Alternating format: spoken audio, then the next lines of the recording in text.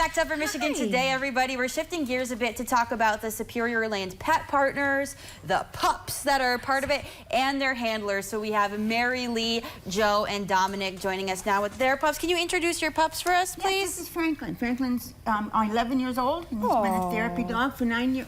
10 years, wow. And Franklin. this is fun.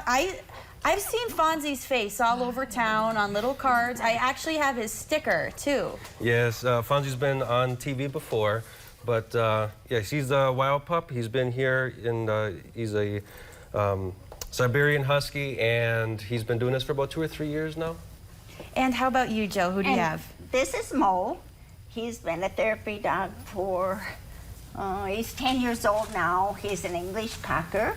And he has been a therapy dog for about 7 years. Yes. So, Dominic, Wild Pups, that's kind of a subsidiary of Superior Land Pet Partners. What do you do with your pups around campus? So, my wife coordinates a variety of dates for the library, some of the different student organizations, and basically we'll take the dogs, we'll get them all together with some of the students. There was a program that she did there for a little while to see about some sort of a paper that she wrote about it, along with a variety of other faculty. And basically it's just to try to help the students calm down and you know, just enjoy the dogs and get a little bit of pet therapy at the same time. Yeah. And Mary Lee, you said you've been doing this for 10 years now. What kind of a difference do you see your dog making in the lives of the people that you come in contact with?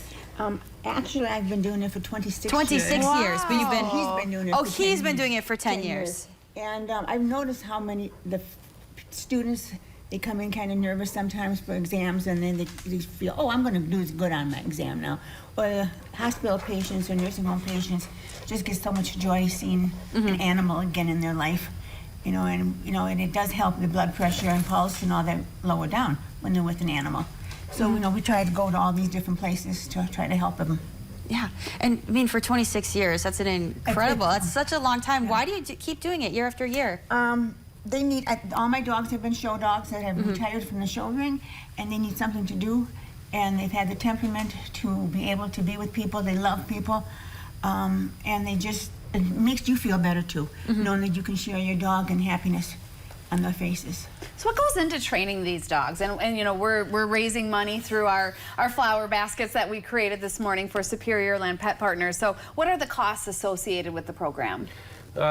Generally, it all depends on each dog, right? So there's no nothing set in stone, but depending on where the dog is, anywhere between $1,000 to $2,000 on up, depending on the age and if they have a prior experience. And essentially what happens is you see if the dog has the right temperament, so there's temperament testing, and then from there might be some additional training classes, and then eventually you have a test out, and then once they pass the test out, they can get certified, well, they can get approved for different levels depending on if they can handle more like a intensive care unit where there's a bunch of gadgets around and everything, and then there's a lot of hollering potentially, or versus like a NMU. They can go into those different areas. So there's a lot of activity and things. Yes. I think he's going to be just fine with equipment. I'm just saying, no problem there. All right, let's take a quick break, and we want to keep this conversation going when we come back. Doing just fine with all the activity.